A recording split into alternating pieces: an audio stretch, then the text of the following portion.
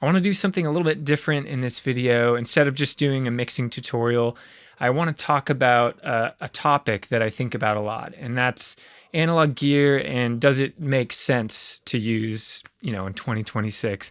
I see so many videos asking this question of, does analog sound better than plugins, or then does real amps sound better than amp sims, or questions like that? And I think that's the wrong question to ask. So I want to share a little bit about kind of my own journey with buying analog gear and kind of why I did so. So basically, I bought my first analog gear in order to build a vocal chain.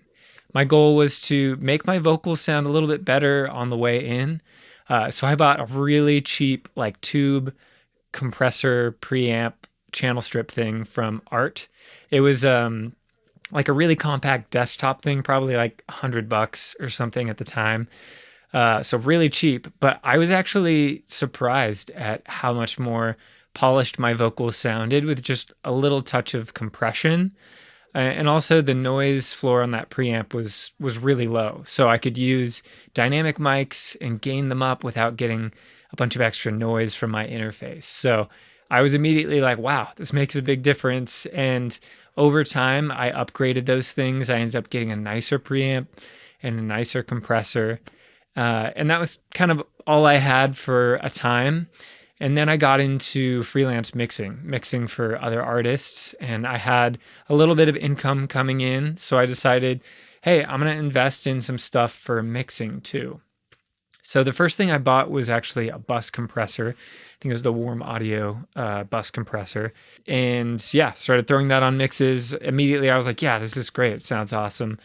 And use that. And then over time, I upgraded that to the Audioscape that I'm using now.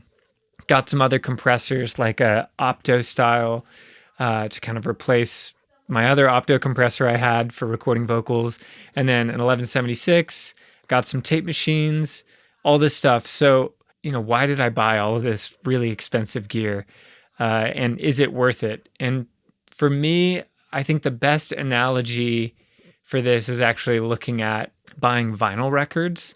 Because similarly, you could make an argument of why on earth would you buy vinyl records when you could just listen to any song in existence for a low monthly subscription fee to, any streaming service you want to pick out. And that's true. That makes sense. I can listen in high fidelity to music all day on these streaming platforms. But I still have a little vinyl collection. And why is that? So the reason I buy vinyl records is totally different than just, I want the best fidelity of music in sort of some objective way. It's more about buying a certain experience with music. And also it's about kind of defining what you care about and your tastes. So for me, I buy the most important and influential records to me on vinyl because I like the idea of having a physical version that is going to live with me however many decades, that sort of represents my music taste at this point in my life. And it's something I can carry forward. It's something I could pass along, assuming there's record players in the future, which I'm sure there will be. But yeah, that idea of it has this ability to live beyond me and also signify my music taste. And also it forces you to be less efficient about music. You can't just listen to it on the go. You can't just listen to it in your car. You have to sit down and put on a record. You have to flip it over halfway through. You're experiencing the music in a different way. If you're asking, does it sound better? From a technical perspective, no. It sounds worse because you have noise, you have crackling, you have issues with dynamic range, or not issues, but limited dynamic range that you can put on a vinyl record. You have, issues translating stereo bass information. So there's limitations to this medium, right? But there's something really enjoyable about those limitations and about the sound that it produces.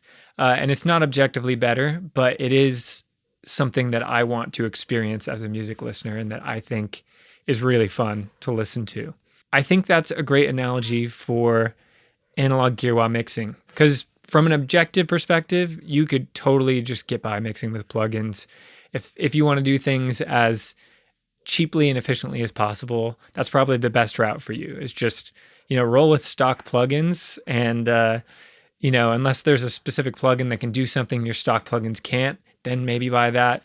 But that's not really, as an artist, kind of like what I want necessarily.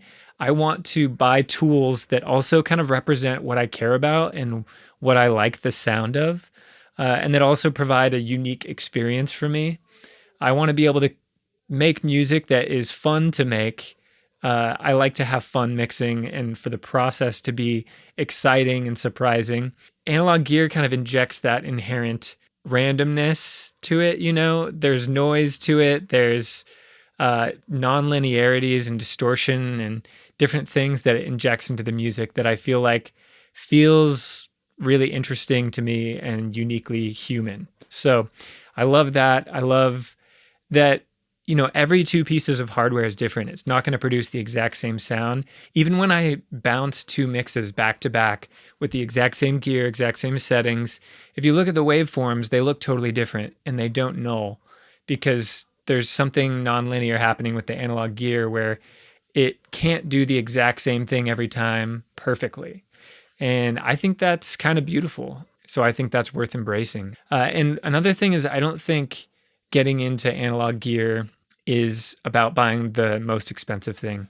I think honestly, the most fun purchases are like the super cheap cassette deck recorder I have where I can just distort stuff into it and drive it and get some gnarly sounds from it, or my reel-to-reel tape machine, or like guitar pedals running stuff through a guitar pedal phaser or distortion pedal, where you can really create a unique tone that you can't quite recreate with plugins in the same way in the box. It doesn't have to be expensive gear.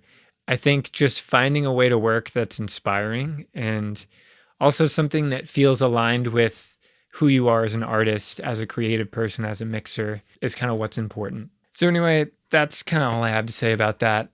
That's why I use analog gear. It's not necessarily a question of what objectively sounds better.